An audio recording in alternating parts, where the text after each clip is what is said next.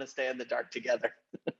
You look great, Iris. You look great. The lighting's Oh, perfect. no, it's fine. I know you're showing off, but oh my God, no, it's fine. This is all good. As long as you guys can hear me, Chris, as long as you're good, Marissa, you guys are good, I'm fine here.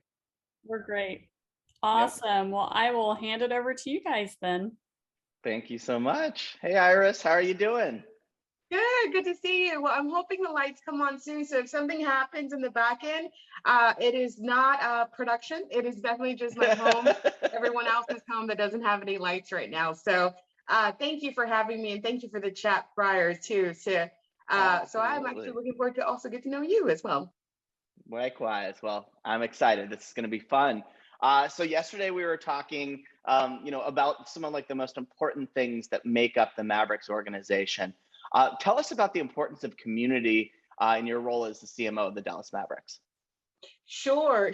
And I think that's honestly with the community and everything that we've done in the last year and a half. I think it's been more than that for sure for everybody. The biggest thing is making sure that we, everything that we stand for, everything that we do from a brand, from a marketing, from anything that we do in the community, from events, sponsorship, everything like that is definitely a revolve around community. Community is definitely, it's us, it's you guys, it's everybody else going into the arena. We want to make sure that everything that we do is for our fans. And I think that's one of the biggest things that we are really hang our hat on, because we do so much. And we do so much because there's so many needs that we want to help certain groups. We want to make sure that we're always involved in the community. And our VP of our Mass Foundation and community, her name is Katie. She does an amazing job. So whatever we can do to make sure that we support that in the Dallas, we certainly want to do that. One of the biggest things, especially last year going into COVID, was definitely how do we make sure that we help our employees? How do we make sure that we help back and give back to the community and to our healthcare workers, to the schools, to teachers, to everybody that also was, on the front line dealing with everything from a personal level, from a career level, and of course us. And for us, that was definitely the biggest thing, is how do we give back? Because at the end of the day, everyone coming back into the arena is our community, is our neighbor, it's our fan, it's our the person at the grocery store, it's everyone from the rec centers that we work with, the academy camps that come and show up for us. And how do we show up for them? And that's why we do what we do, is we show up for them every single day, because at the end of the day, they're the ones coming, screaming in the arena, tossing popcorn, getting excited about what's happening on the court and off the court. And one of the greatest things, and I know I mentioned this before, but I always toot our horn when it comes to this. We grew about 800,000 followers during the first 4 or 5 months of the pandemic, and basketball wasn't going on. We didn't have anything happening on the court. We knew that people were following us because they wanted to see what exactly the Mavs were doing and how we were taking the reign of making sure, the lights are on. How we're making the see, they heard me, the prayers came through. But it's more about how we were making sure that we were doing the best that we could for our community. We grew our fans about 800,000, and it's a huge number, especially for those months with everything that we were posting on social media, the content that we were delivering. And it was more about them. How do we make sure that we give them a smile when they're scrolling through social media, and what content to get them excited with all the news that was happening around that time, and making sure that they saw how our players were involved and donating food, helping with education, doing camps from home. Everyone, I'm sure on the call, has had to adjust to all of it. But that was one of the major things that we realized, that people weren't following us because we were just a basketball team, and we're more than that. We definitely were more about what we were doing in the community, and it really showed. And I'd imagine that 800,000 followers during 4 months is probably an anomaly even in the regular season. Was there anything that you guys were doing specifically that was growing it, or do you think it was just organic growth because you were reaching out in an authentic way? From our perspective, it was more of just organic growth. I think a lot of things also we started switching once the season started. But the biggest thing is everything that we normally would do, we went 10 times harder on it. Whatever we could do was what we wanted to make sure that we did. And when it came to just the content alone, I remember when we were sitting there on March 12th okay, so what are we doing from a marketing side? I'm like, well, we have to figure it out right now. So it was more like, how do we bring some good light? How do we bring up some some behind the scenes items that we haven't done before, some video that from our favorite players, and also some jokes and different content that we've been able to capture, but we've never shown it during the season because everyone loves highlights. But how do we bring that into the energy that's happening right now to make sure that people are still interested in the Mavs, regardless if it was a social post, if it's a graphic, if it's photos, if it's animations, or whatever it is how do we make sure that we bring back the audience and making sure that people are still listening and watching us because they just want something positive. And that was definitely the direction. When I remember sitting in the office and our CEO was asking, okay, what's our plan? It's like, well, this just happened yesterday. So today, let's figure it out. And at first it was like, we're going to get 2 weeks off. Everyone kind of settled with everything that was happening. And almost 2 years later, we're still in this same situation, but in a good way. And it really allowed us to really plug into areas that we hadn't done before. Like I said, digital was definitely a piece that we always do because definitely that we know that that's where our audience is at. But we really multiply that times 10 to actually be creative in what content we put out there to make sure that people were still engaged, regardless if there was something happening on the court or off the court. Obviously, the bubble was something huge for us that we were also understanding and learning. How do we feed content to people from third parties that we're not on site all the time? How do we work it with one videographer capturing everything that you can within the bubble to make sure that we still give that same experience and that same engagement to our fans? And first and foremost, and I think I've said this before too, with several things that I've done, it's like everything we do is for the fan. Everything that we are listening, we're watching.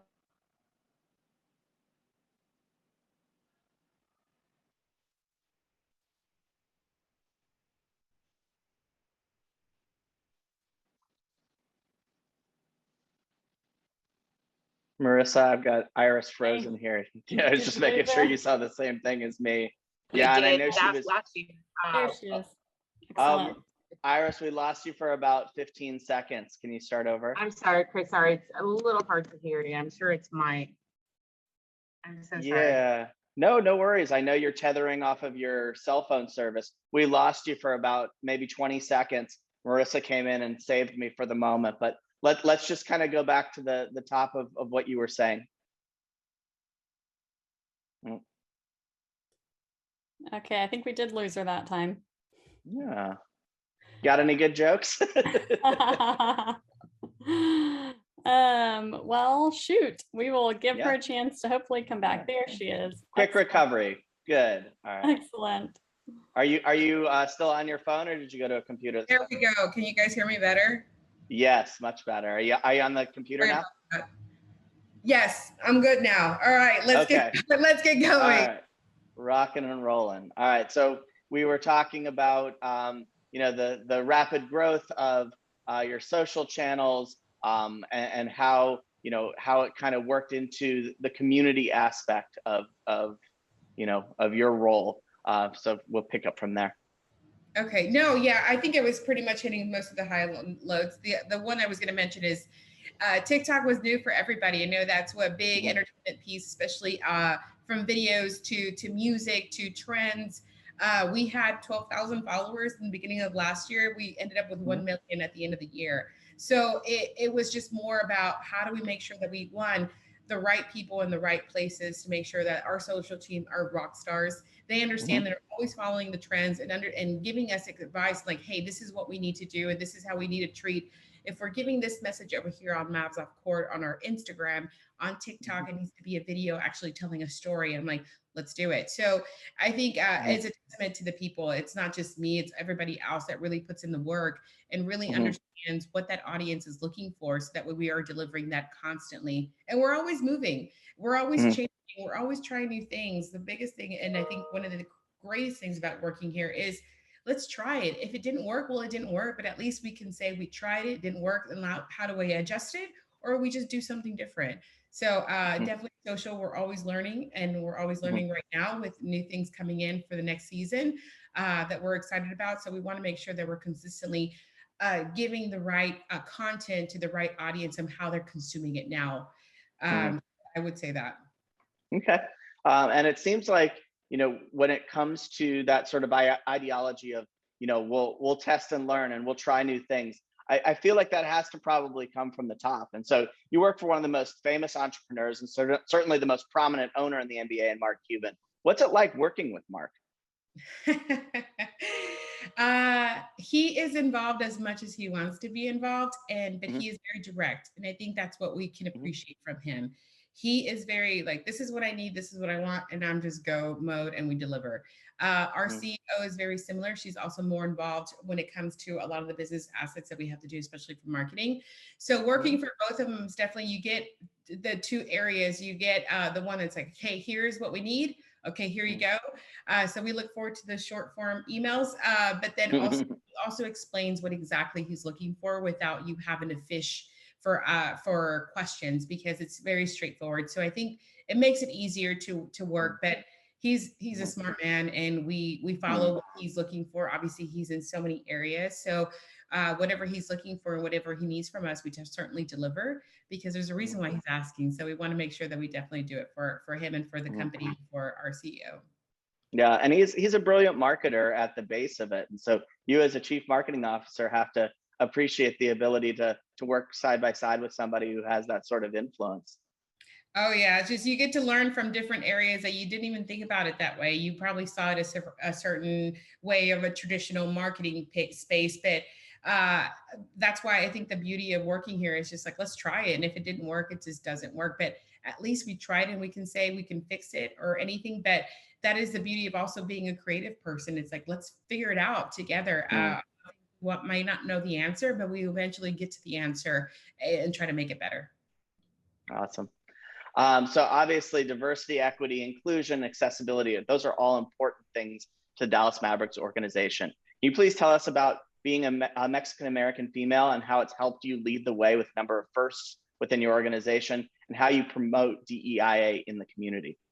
Sure. I would say I work really close with our VP of D&I, and of course, all the stuff that we also do from the community send. It all intertwines together. We all are always looking for making sure that we have that as our part of our DNA now. It's something that our CEO, like you said before, it starts from the top down. Our CEO is the first Black woman CEO of an NBA team, and it stands for a lot, and it's very heavy. It's something that she definitely carries well. We learn a lot from her, just because she's also been in that position, that role for so many years prior to coming for the Dallas Mavericks. And her not having sports background, I didn't have sports background, but really, how do we implement that within our role and within the organization itself? We have a very diverse team. We definitely have a lot of women in leadership roles, which is very important to her, to us, to the business, to our owner, for everybody, because we learn from each other. There's always room for everybody to grow and to have a seat at the table, to make sure that people know that your voice does really matter, because there's a different skill that you bring to the table that probably somebody else didn't think of, or because you have past experiences, a different story. D&I is definitely one of the biggest things that we do work on. We do have, like I said, someone that oversees all our ERGs and everything that we do externally, that I work with as well, because it is something very important to me as a Latina Mexicana. I do speak Spanish, so one of the biggest things for me is definitely making sure that we are catering to the Hispanic audience, especially because it's important to us. It's important to our fans. If you go to the arena and you look at our fans, it's a different crowd every single year. It's very diverse every single year, every single game. Our court is very diverse, so we need to make sure that we do our due diligence for them, for our fans, for the businesses, for our partners, for Dallas, period. We are working with local vendors. We're making sure that everything that we do is very local rooted. Even our brand, even our VP of brand, she's really great about making sure that we do something different every single time, for our jerseys, for our court, for all our marketing assets, and really understanding the way that we think, and understanding the way we're going is the right way, because our fans are gravitating to it. Our employees are definitely involved as much as we need them to be involved in everything that we do. So it is very important and very rooted. One thing that we did start last year was Mavs Take Action through our CEO. It's how do we make sure that we are talking about social injustice and making sure that we are diverse, and we're making sure that what are the things that we can do without posting something on social. Like we can post all day long, but what are we doing as a company to actually take some action? It's not just about posting a message and say, okay, call it a day. We said we were with you guys, so we're just letting you guys know. But no, she is very much about we speak with our actions, and that's what we do. We're making sure that we're in the right communities. We're always partnering with the right people, and we're making sure that our employees are very diverse to make sure that we bring new skills to the table. But I say that because one of the things that we're doing with Mavs Take Action is, one thing I hate doing is, this is not a campaign. This is part of our DNA. This is not just a social post and we have a social handle for it. This is more of how do we make sure that every single thing, every single sector that Mavs Take Action brings to the table, we are ingrained with it in every single thing that we do, from a marketing perspective, from sponsorship, from ticket operations. It's a promise, in a sense, of what we plan on doing, and what we make sure that everything that's going out the door is a part of that promise. Yeah, when we last spoke, you had said that one of your focuses is on the importance of brand and how you have to deliver on that promise. Can you give me a little bit more on that? Sure. And I think that goes to that. I used to work for an agency, and I love that they have this, but it was so true. And somebody actually just reminded me about it. And I'm like, yes, a brand is a promise of what you're delivering to your fans, to your consumers, to your customers. And every single time people see the logo, the Horsehead logo, it's not about just merchandise. It's about what is perceived and what people feel and know about when they see the Mavs Horsehead. And maybe it's Luca, maybe it's Mark, maybe it's Sint, our CEO, maybe it's all that. But how do we make sure that every single thing that encompasses our logo and our brand is out there, which is community, which is our Mavs Take Action, which is our ticket operations, how our Club Maverick members feel. Every single thing is making sure that we are delivering on that promise of who we are and what our values are. The biggest thing for us, for certainly brand, I mean, we can get into intricate things about logo placements and all that, which is the basic brand of one-on-one. But most importantly, I think one of the things is everything that we're doing in the community from an action perspective. And of course, everyone sees our crazy content and good content that people love, but it's making sure that we're delivering on that promise, as I said before, about our brand and what we represent in the community, making sure that we're donating, we're helping, we're educating, we're helping with scholarship funds. We're sitting at the right table at the right time. We're making sure that we're making those connections, because we want to be a part of the community as much as we want to be a basketball team. So it all encompasses everything. And we're a small group but a very mighty big brand. But we want to make sure that everything that we do is certainly intentional to our fans. And one of the things that I know I mentioned before is, one of my favorite quotes from our owner is, I don't own the team, the fans own the team. And it's so true. Everything that we do is definitely for our fans and what we can do. So one of the things that I certainly take away from just all of this is, listen to your customers, and they're telling you what they want. So it's much easier. So they're giving you the answer. That's why you see several things on our social media and our content. Some things might be animation, some things might be just highlights, the back end, that it definitely encompasses everything that we do, from our true MFFLs to our newer Gen Z audience that keeps following us because of, we're not naive to it, because of Luca, our big global superstar that we're excited about going into this season. So that actually brings me to another great question. So yesterday I learned a term, MFFL, which means Mavs Fan for Life. Please tell us about this and how you market to that customer base. Well, actually, I did not come up with that. That is certainly what our owner came up with a long time ago. And I think a lot of fans that are on the call probably remember Rowdy, Proud, and Loud. That is another one that we also call out, and everywhere that we can, especially within the arena, to bring that energy, because we are rowdy, we are proud, and we are certainly loud. Anyone that has stepped in, especially this last time for the playoffs, I think everyone was just kind of ready to just get back into normality and actually get into an arena with fans and friends and family. And I think there was no person sitting down, and I'm like, this is a representation of what an MFFL is they're here, They're passionate about their team. They love their city. They're here to support. And that's the reason why we do what we do, is to make sure that they are always coming in safe. Their value, our values are definitely represented into everything that we do from a marketing perspective. But MFFL is something that he actually trademarked a long time ago. We carry it on because it's very true to our heart and everything we do from a community standpoint. Like I said, from marketing, from our camps, from our GEM program, Girls Empowered by Mavericks, from our events, everything. We're all MFFLs at the end of the day because we're here to represent. We're here to show up for our team. That's super cool. And do you guys actually like market that outwardly? Like at the stadium, do you see MFFL stuff? And if you were to say that in the greater Dallas area, people would be like, I know what that means. You don't need, okay, one thing that I have learned, especially throughout the years in all my schooling, is if you remove the logo from a PowerPoint, will people know that that's the Dallas Mavericks? Or if that's Frito-Lay, or if that's, Takis or Barcel or anything like that. I'm thinking about that because I was looking at some of their stuff. But it's like, if you remove their logo, will you know that that's still them? And I think you don't even have to use our logo for that. People recognize what MFFL is. And I'm glad you know now, because now you can actually I'm going to tell everyone. Yeah. We have it on several of all our marketing. Even now, we actually did something really cool and something interesting during our playoffs. We had our MFFL, but then we switched them over. We kind of flipped it forwarding the other side, and made them Simmons because of Luka. So everyone knew, and we didn't have our logo on there, but everyone knew it was Dallas Mavericks. It was Luka Doncic. It's his phone. It's his number.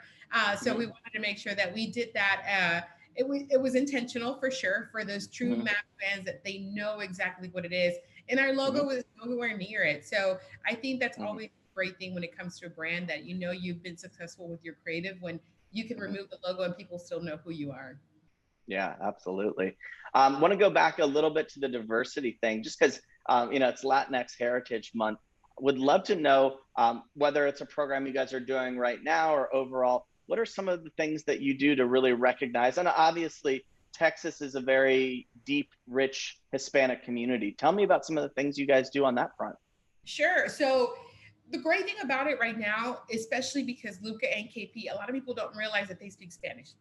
So what we certainly do is they actually speak Spanish. We've done interviews with them in Spanish. We want to make sure that we certainly highlight that for our content. But one of the areas that we actually, because we don't play during September, maybe a lot of people don't know this, we recognize their Hispanic heritage in March. So then we get ready to make sure that we do our Los Mavs and Somos Mavs festivals, and we partner up with every single year. We partner up with people that definitely want to make sure that we're hitting that audience. I always have an argument that we should always be advertising to them, period. It's not just 1 month.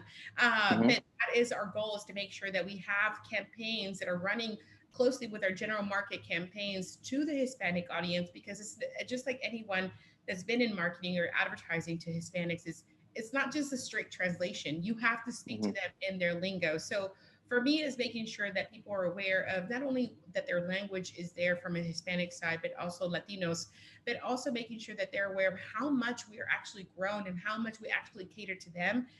Most importantly, is what they're looking for is content. They want Spanish content.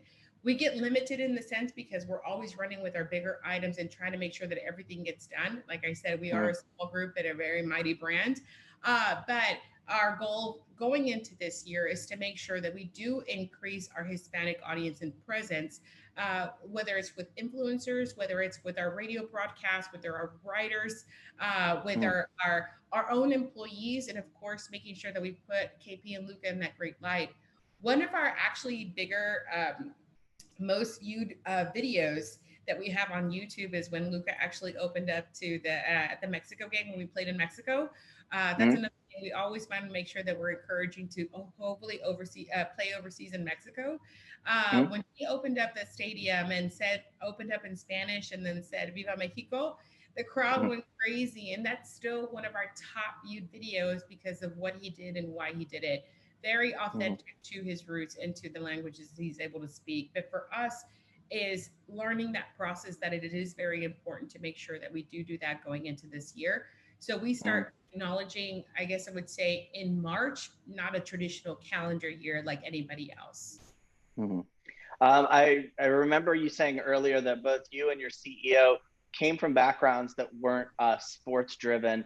Obviously, now you're right in the thick of it. How big of a Mavs fan are you both now, and how well have you grasped the understanding of the sport?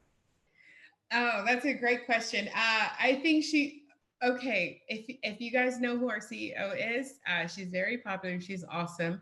She never sits down. She's always screaming and clapper in the beginning. I always look over in the intro. She's standing up, dancing. She is always dancing and standing up.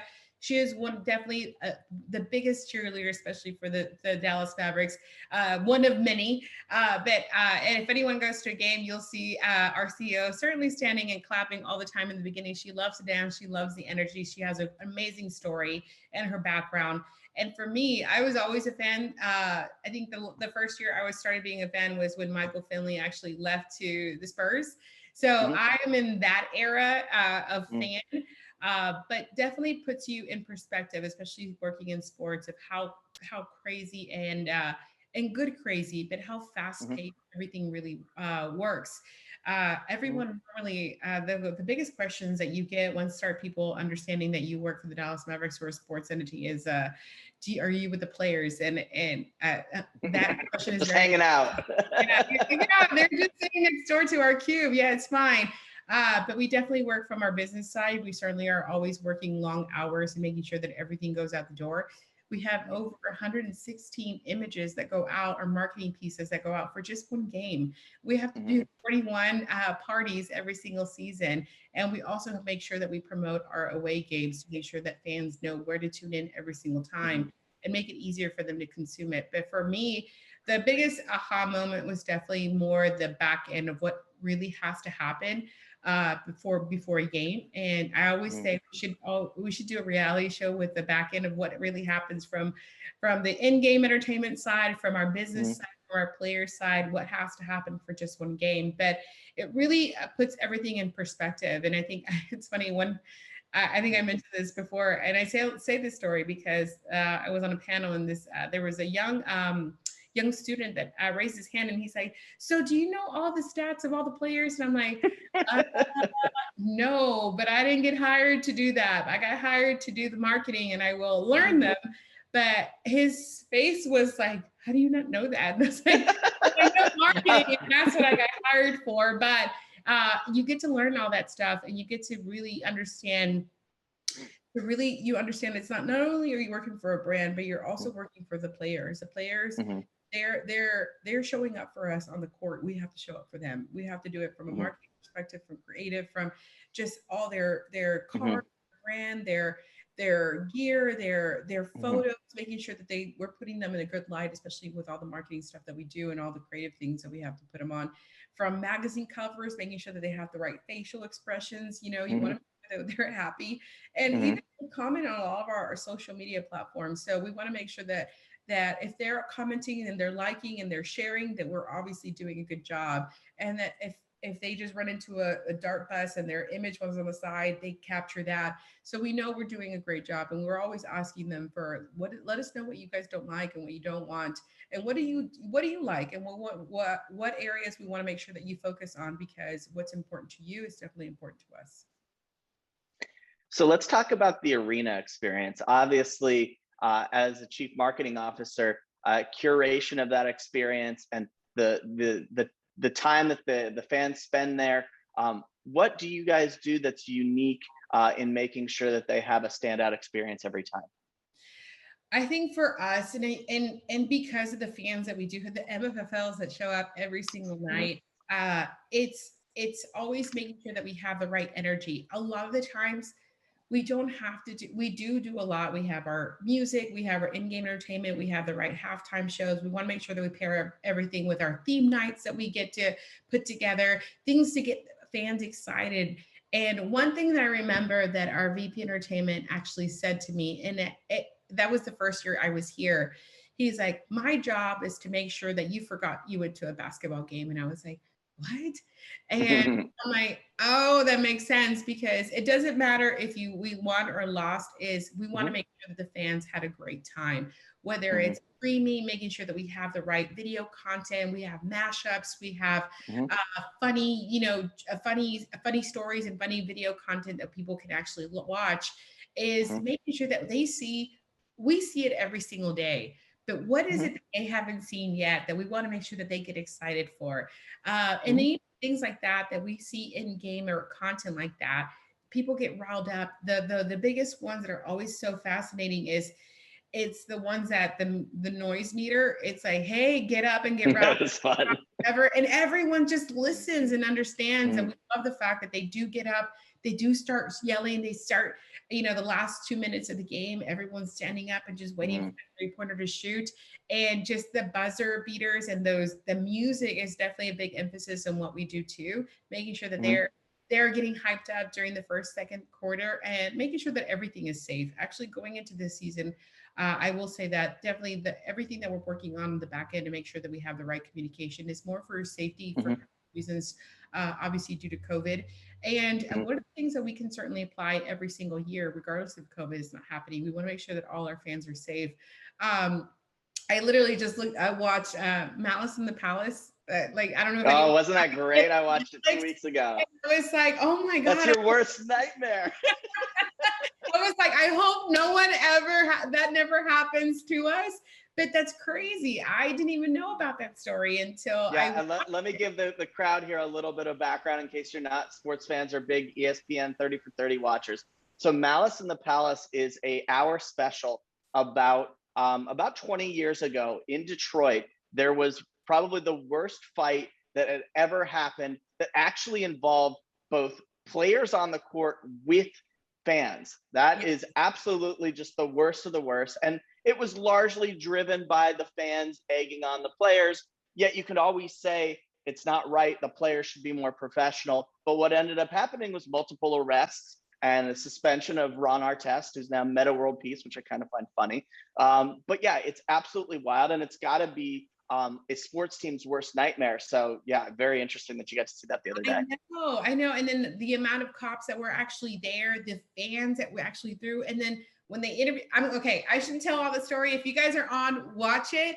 It's really interesting. Please do. And the guy that was like, the guy that did the whole incident was just like, yeah, it was me. I'm like, what? And it was so he was proud of it in a demented sort of way. I was like, that's not a good thing. But anyway, just a story from those 3 players. And I remember Jackson, yes, when he played with Golden State Jackson. In the 8th game. We were actually the first team, and they were the 8th seed, I believe, and they beat us in the first round. I grew this, just typical fan, like, no, I hate Golden State. But I remember him, and I was like, oh, I didn't know he actually played for Detroit. But great player, him, and I forgot the other guy that he actually played with. They were really great players. I remember he played for was it at Golden State? Probably Baron Davis? Baron Davis. It was Baron Davis. Yes. He's a good friend of mine. I love him. Yes. So I was like, oh, wow. So anyway, it was good to see the story. I loved his attitude in the sense like, hey, we're a family, we're here together. But if you guys have a chance, watch it. It's definitely something that we definitely don't want to happen here. Worst case. Things happen. Yes. And how things have to adjust. And that's how we had to do it. We had to adjust with COVID, no fans in the arena. You literally, I think I was showing up to one of the games with our CEO, and it was like 3 of us there on the arena. It's like we rented out the whole game for just ourselves. You must have felt kind of cool though, I have to admit. I would have. It was crazy, but it's like there's piped in noise, just like the noise that everyone heard on the podcast. I can tell you guys stories of all the stuff that was happening in the back end, and in a good way, like this is what we had to do to make things work. But it was different. It was crazy. It's like you heard the noise in the back end, but it's just 3 of us there. And that's our CEO. She never stopped cheering. She was she had to hold it down for 20,000. Yes, exactly. She was at 19,999 and I was the other one seat because I was just like watching. But she definitely brings that energy that she to the arena. She brings it to the office. So everyone always asks me like, how does she bring that energy? I'm like, I have no idea, but you have to be at that level. If not, just move out of her way. To me, it's like you have to and you want to be, because she really brings that energy to the office. I love it. Well, we're getting close to the end, but I have a couple more questions. Hopefully we can get through them. Being from a company called Influential, like I am, I'd love to hear about what you're doing from an influencer and social strategy and how that's evolving. Sure. So one of the things that we definitely were researching throughout the summer, and everyone, and then actually our PR VP of communications, she definitely helps us with all the influencer programs. So we all kind of spread the work together to make sure that we're all working together on everything. But one thing that I know that we were researching and just really understanding, just like I said, we go off and we run on a certain platform or program, but then you start figuring out, okay, you know what, that's probably not the best way to use it. Maybe we do it this way instead, and trying new things. But one thing that we definitely are looking into more is more influencers that have less audience. We've noticed that also some of the people that have bigger audiences, like 20,000 plus or bigger, 30,000 plus, they're great. And we certainly always want to work with them to make sure that we do that. And we're always going to have a different balance. It's not always going to be them. It's not always going to be smaller ones. But the ones that are actually more unique, which I've noticed too, is the people that have 5,000 or less. But the thing is that influencer that has 5,000 or less or 6,000 or less, they are specifically only talking about whatever product that you're actually wanting to get involved with. For example, if it's shoes, or if it's wallets, or if it's necklaces, or if it's fashion, or if it's someone just hats alone. They're specifically in the grind of just that one concept. So that if you can get 5 people or 5 different influencers that are specifically talking about that category every single time, those 5,000 followers are following because they know exactly what they're talking about. They know exactly that they're in the mission of just the same information, not same information, but innovative, but in the same category, versus someone that's posting about their dog one day, and then someone about their earrings, and then the fashion, and then how they blog and all that. That's all great and dandy, and it works for everybody. There's always different things, but we definitely want to focus on more of the nitty gritty, the people that are actually really in the grind of talking about just shoes, talking about just fashion, and talking just about that. That is definitely the way to go, in the sense of spread the love a little bit more, and then also work with more local influencers. We certainly do it in that sense. So shifting our point of the way of we think when it comes to influencers, it doesn't mean that just because they have 20,000 followers is the right way to go. If they have the 5,000 followers, that more than likely are going to take some action after they see advertisement or after they see something. That is definitely the way to try to invest the money, and to see if that's another wave of actually doing something, for example, for our shop, or to sell tickets, or to let people know to tune in, or to sell into our Mavs ball. But definitely trying to think of it differently to see if it works. Again, if it works, great. If it doesn't work. But one of the things is definitely focusing on to smaller influencers. Got it. So highly engaged and domain expertise type of people. That makes a lot of sense. All right, so we've got 1 more minute, but I have one last question for you before we end today. With today's theme being marketing innovation, I'd like to hear about what the Mavs organization is doing to stay ahead of the curve. I'm going to tell everybody right now, since we only have 1 minute, and I'm not going to get into much detail, is learn about cryptocurrency and learn about NFTs. This feels the moment when everyone was learning about social media, and it's like, what's Facebook? Doesn't matter. Get a Facebook page. But this is the area where a lot of that is shifting, especially for very different digital companies, and definitely for a lot of NBA teams. I think a lot of people have seen everything that we've done from an NBA standpoint, not just locally. But that is the talk, and that's something that if you haven't learned it yet, learn it. Do not get behind the ball on it. So that's all I'm going to say on that, to make sure that you guys focus on that. And then the other thing that is actually something really cool that we're doing is more push notifications instead of them just being just a regular text. We're actually trying to deliver more video content, so that way people are more engaged within our app. That's something that we've always tried to make better.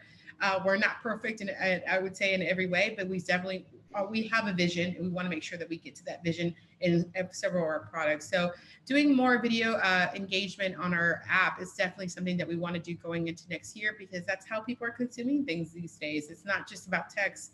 I read one article that even just social media text, you have 80% of that text doesn't even get read. If you don't hook them on the first 5 words, then that's it. You probably just keep scrolling on your stuff. So that's what I would say. All right. Well, sage wisdom. Iris Diaz, CMO of the Dallas Mavericks. Thank you so much. One parting thing, since we have a large audience here, and I want to help your followership. Is it at Mavs on Instagram? Is that At what?